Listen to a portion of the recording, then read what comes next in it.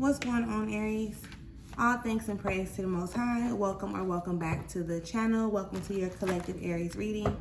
For those of y'all that are new here, Aries messages are dropped on Mondays. Element messages are dropped on Fridays. So if those are energies that you are wanting to tap into, make sure that you do subscribe to the channel, okay? These are collective messages, so they may or may not resonate with each and every one of you. However, I do offer personal readings if that's something that you may be interested in. Go ahead and check out the link in the description area, okay? These messages are not directed towards any specific area or aspect of your life. However, as the message is being delivered, feel free to pick up what Spirit has put down and apply it to whatever area or aspect of your life that you may deem necessary at this time, okay? And with that being said, we are about to get into a collective message just to see what Spirit has for you, what Spirit wants you to know and or be aware of at this time. All right? All thanks and praise to the Most High. You know their hearts and you know their situations. Can you please give us the cards that we need in order for Aries to be able to receive this message at hand with an open mind and an open heart? I ask that you provide me with the words to articulate this message as best as possible, as well as clear anything standing in the way of their clarification, confirmation, transformation, and healing at this time. Ashe. Ashe. Ashe. All right, let us see what we got so far.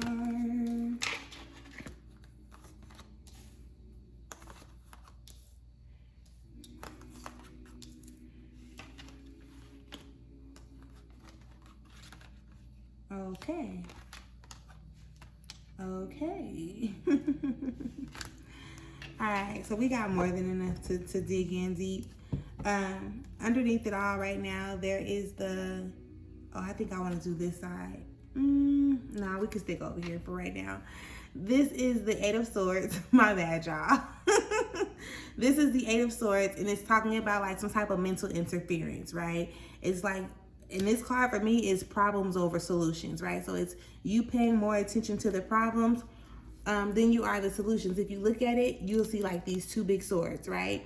These two big swords are the problems, or what you see as the problem, okay? And then when the solutions start to come in, they like, how the hell I'm supposed to use these little bitty old swords to defeat both of these big swords, right? But you're not being creative. Do you understand? You're letting what seems to be the problem outweigh the strength of your solutions, right? Because if you had all these little swords and you just didn't know, like, you got to know what to do with them, you understand, in order for it to kind of stand up against what you seem to be as the problem at this time.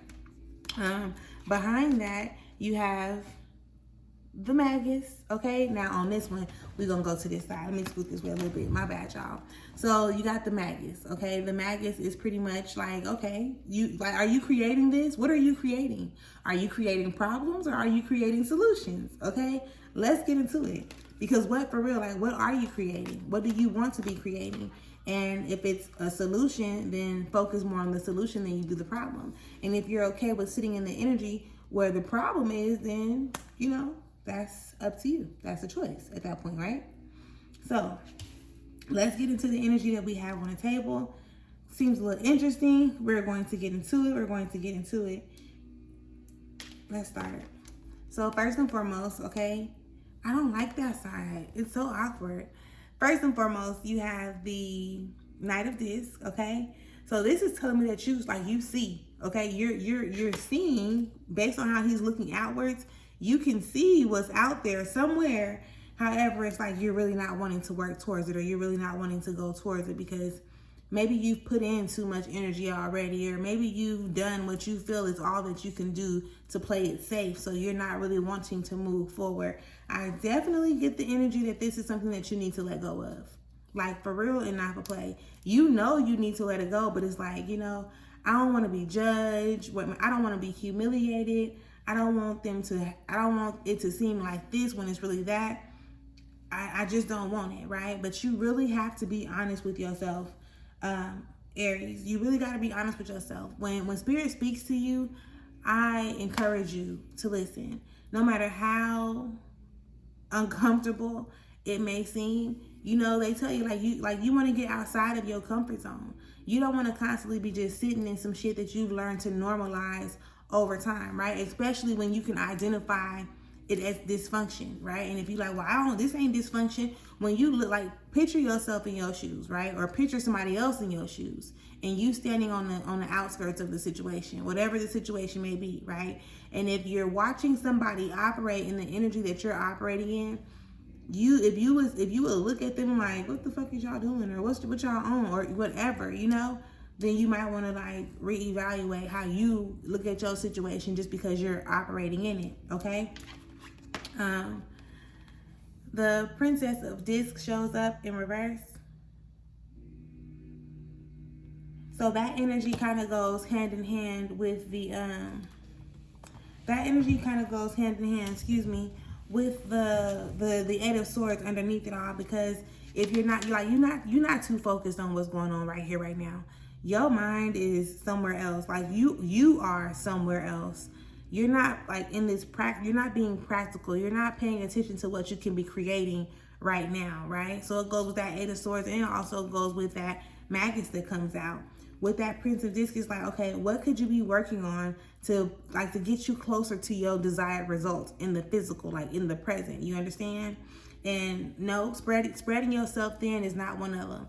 You showing up in all these different areas, and you showing up for everybody else, and you doing all these things for other people that's one of the things that's making you feel like defeated, depleted, like everything's chaotic, like you're not satisfied, right? And it's okay, it's cool. Listen, I don't want you to feel like you're doing anything wrong. I don't want you to feel like you are less than, or like maybe whether it's like you too weak because your emotions are attached to something, or whatever the case may be. Because trust me when I tell you, and I'm always tell you, everything happens exactly like it's supposed to, when it's supposed to, how it's supposed to, why, and with like everything, right? Everything. Who, what, when, where, why, how. I think that's the last one, and maybe how sometimes, right? I was thinking about the little saying, but whatever, here nor there. Right? This is the Tower. And again, it's like you can be looking at it as everything's messing up, right? Everything just fucking up. Ain't nothing going right. Like, I'm so fed up. I'm so tired. And sometimes, guess what it takes for a person to be like wanting to do better for themselves? Sometimes you have to get extremely tired. Sometimes you got to get extremely fed up with your situation in order for you to take a step back and be willing to create something new, for you to figure out something. And it happens to all of us. Like, it happens. It's the awareness, right? It happens because you need to become aware. Like, really identify. So now when you overcome this energy, right? When you overcome the energy of shit going wrong, whether it's your finances, your relationship, your health, like whatever, when you overcome it, you'll be like, you know what? I remember being in that place. I ain't going back there. I'm not doing that. I'm going to create whatever it is that I need to create moving forward, so that I don't have to continue to have these type of experiences, right? So again, being emotionally attached to something, being emotionally attached kind of takes your power away, right? Because it's like now you're allowing whatever this outside thing is to control the way that you feel. And when something is in control of how you feel, it gets to be in control of your actions and your responses and stuff as well, right? It gets to be, when it's like your feelings, your thoughts, your actions. We always talk about it. All those things are connected, right? So at this point, it's really time for you to stop like hiding behind what you really feel. Like being honest with yourself, showing up. Like, oh gosh, with this Queen of Cups showing up, right? And I said, oh gosh, because it's like, somebody just gave me the sense of fear, like not wanting to let go. And I don't really know how to, I guess at this moment, articulate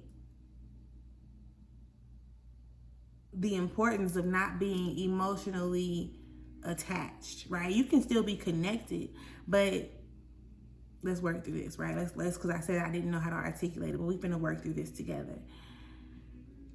You can be connected to something like while you're experiencing it, right? For what it is in the moment, right? Like in the moment.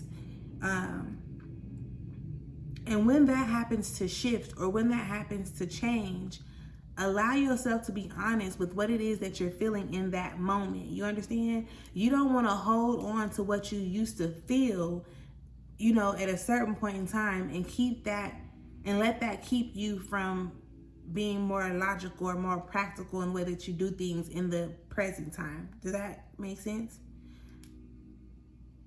And again, this is applicable to any area or aspect of your life. You have to be willing to let go of the things that you know are not serving you, regardless of how attached you may be to them. I always, you know, give up this video, and feel free. It's a YouTube video where you can go to it. And if I knew how to link it, I would. But you would go to the description area and you can put in like chakras for beginners, or chakras airbenders, right? Chakras for beginners, airbenders. Chakras for beginners, airbender. I think it's airbender, or maybe it's avatar, y'all. I'm sorry. I will link it in the description. And if it's not linked, then I'll have like what you put in the search bar in the description area. And that will like give you a better sense of what I'm explaining on all the chakra levels, right? But particularly on this one about being attached that you really need to come into. So we're gonna come back to this. Hopefully, you know, when we do the element reading, or either sometime when, you know, when y'all get y'all next reading, we'll come back to this. So we're gonna leave this here for the moment. Make sure that you do leave me a comment. Let me know if it resonates or if you can relate to this energy in any type of way, shape, or form. Make sure that you subscribe to the channel. And it's not confusing, so I hope I'm not leaving you in a sense of confusion in any way, because it's clearly like you need to let go of something, or maybe even someone, and you know this. You're looking directly towards it. It's just like you're thinking all over like you're thinking about other stuff, right? Or maybe even you're putting yourself in different positions. Like you're using it's awkward. That part is awkward, because all I'm seeing right here is how you're not focused on the present, and you're kind of like spreading yourself thin, right? Again, showing up, doing what everybody or other people want you to do, and that's what's creating this energy of frustration or disconnectedness or chaos or confusion or whatever. And that thing, right, that energy in itself is wanting to teach you how to detach, right? To detach and get more in tune with your emotions, show up for yourself, and, you know, not let your emotions kind of like speak for you. You know, you still have to be in control at this point. So again, make sure y'all subscribe. This has been good. Take what resonates, leave the rest, and I'll talk to y'all next time. Peace.